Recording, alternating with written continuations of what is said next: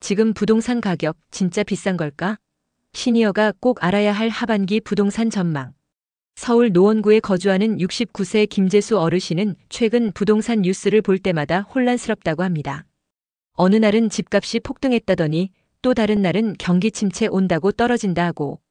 도대체 누가 맞는 겁니까? 이렇게 혼란스러운 시장 속에서 특히 시니어 세대가 안정적인 자산 관리를 위해서는 무엇을 어떻게 바라봐야 하는지 고민이 깊어집니다.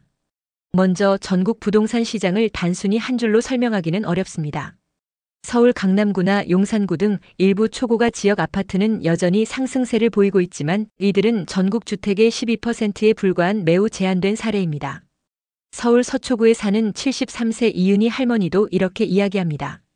반포동 아파트 가격 보고 놀라긴 했는데 내가 살고 있는 곳은 그리 요동치는 것 같지도 않더라고요. 실제로 통계를 보면 전국 평균 주택 가격은 작년과 비교해 거의 변동이 없습니다. 일부 지역은 하락세를 보이고 있으며 특히 지방 중소도시 아파트나 단독주택은 오히려 가격이 떨어진 곳도 많습니다. 충남 천안시에 사는 75세 박종남 어르신은 우리 동네는 요즘 집값이 좀 빠졌어요. 걱정도 되지만 덕분에 자식들 결혼할 때는 조금 숨통이 트일 수도 있겠더라고요라고 덧붙입니다. 그렇다면 하반기 전망은 어떨까요? 전문가들은 서울의 아파트 시장은 현재의 오름세가 계속 이어질 가능성이 있으나 정부가 9월 이후 어떤 부동산 대책을 내놓느냐에 따라 상황이 바뀔 수 있다고 조심스럽게 전망합니다. 실제로 정부의 규제책은 보통 강하게 시작하지만 오래 유지되지 않는 경향이 있습니다.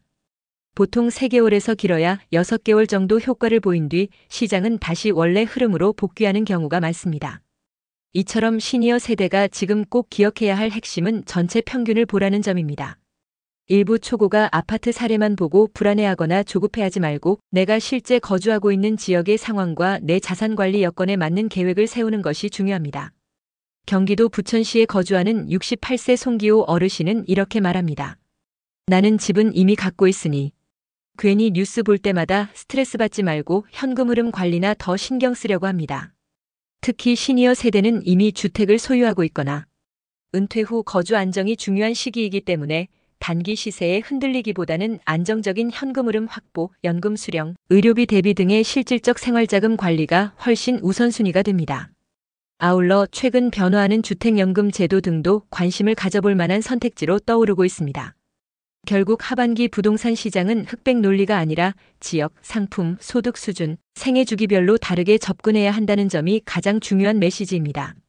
너무 큰 불안에도 지나친 기대에도 휘둘리지 않는 침착한 판단이 시니어 재정 안정의 열쇠가 됩니다. 2025 하반기 부동산 전망 지금 사야 할까? 시니어가 꼭 알아야 할 내 집 마련 전략. 경기 성남시에 거주하는 68세 박정혜 어르신은 최근 딸 부부의 내 집 마련 상담을 도와주고 있습니다. 이제 좀 모아둔 돈으로 집을 사볼까 하는데 요즘 부동산 시장이 너무 혼란스러워서 언제 사야 할지 모르겠어요. 이렇게 자녀 세대의 내 집 마련을 돕고 싶은 시니어 부모님들도 많고 본인의 주거 안정도 고민하는 분들도 계십니다. 먼저 2025년 하반기 부동산 시장은 크게 두 갈래 흐름으로 나뉩니다. 서울 강남 한강 상급지 등 일부 초고가 아파트는 계속 강세를 보이고 있지만 전국 전체로 보면 가격 상승폭은 제한적입니다. 실제로 전국 2천만 채 중 한강 상급지는 약 12%에 불과합니다. 서울 서초구에 거주하는 70세 이영자 할머니는 이렇게 말합니다. 반포는 평당 2억, 3억 간다지만 우리 동네는 그렇게까지 오르지 않았어요. 그냥 조용히 지켜보고 있죠. 하반기 최대 변수는 바로 금리와 정부 규제입니다. 현재 대출금리는 상반기 영업을 통해 이미 상당 부분 집행이 완료된 상태입니다. 하반기부터는 은행들이 대출을 소극적으로 운영하면서 금리도 4%대로 소폭 상승할 가능성이 언급됩니다. 정부가 9월 이후 부동산 대책을 강하게 발표할 경우 단기적으로 거래가 위축될 수 있으나 보통 이런 규제 효과는 36개월을 넘기지 못하는 경우가 많습니다. 이어서 내년 초 양도세 중과 재도입 여부도 시장 흐름에 큰 영향을 줄 전망입니다. 이런 상황에서 시니어층은 자신 또는 자녀의 내 집 마련을 고민할 때 지역과 주택 유형에 따라 전략을 달리해야 합니다. 서울 강남권 등 초고가 아파트는 여전히 현금 유동성이 풍부한 일부 수요층이 움직이고 있지만 일반적인 수도권 지방 아파트는 대출 규제와 경기 둔화로 거래 위축이 더 심한 양상입니다. 전남 광주시에 사는 74세 김상도 어르신은 이렇게 이야기합니다. 우리 동네는 몇 년째 거래가 거의 없어요. 집을 내놔도 보러 오는 사람이 없으니 가격을 낮춰도 소용이 없더라고요. 특히 지방 중소도시의 부동산 시장은 수요가 있느냐, 없느냐가 핵심입니다. 서울은 가격을 조정하면 거래가 이어지지만 지방은 거래 자체가 사라지는 경우가 많습니다. 이 때문에 지방 부동산을 고려하는 시니어 자녀들은 지역 인구, 산업, 교통망 등 중장기 성장성을 꼼꼼히 따져야 합니다. 하반기 부동산 정책 중 대출 규제의 핵심은 스트레스 DSR 3단계 시행입니다. 이 규제는 소득 대비 대출 한도를 강화하는 제도인데 강남 등 고가 아파트 수요자들은 이미 대출 의존도가 낮아 큰 영향을 받지 않지만 지방이나 수도권 외곽의 실수요층은 대출 제한으로 내 집 마련이 어려워질 수 있습니다. 경기 부천시에 사는 65세 정영수 어르신은 요즘 대출이 깐깐해져서 몇 천만 원만 못 빌려도 집을 못 사는 경우가 많아요라고 걱정합니다. 결국 시니어층이 자녀 내 집 마련을 돕거나 본인 거주지를 재조정할 때는 금리 흐름을 보고 적절한 타이밍에 신중히 접근하는 것이 관건입니다. 전문가들은 금리가 연내 2차례 정도 인하될 수 있지만 가상금리가 높아 대출금리가 크게 떨어지진 않을 것으로 보고 있습니다. 대출금리가 3%대 중반으로만 내려가도 수요가 다시 살아날 가능성이 있습니다. 마지막으로 실질적 구매 전략으로는 과감하되 단계적으로 접근하는 것이 추천됩니다. 서울 중저가 아파트나 수도권 교통호재 지역에서 실거주 목적이라면 현재도 매수 검토가 가능합니다. 하지만 투자 목적의 고가 아파트 추경 매수는 여전히 신중할 필요가 있습니다. 부산 해운대구에 거주하는 71세 윤정희 할머니는 이렇게 조언합니다. 집은 남들 말 듣고 쫓아가는 게 아니라 내 돈 흐름과 가족 상황을 보고 조용히 준비하는 게 맞아요. 2025 하반기 시니어 자녀 세대 내 집 마련 전략. 지금 집을 사야 할까? 꼭 알아야 할 부동산 실전 조언. 경기도 안양시에 거주하는 69세 최성자 어르신은 최근 이런 고민을 나눕니다.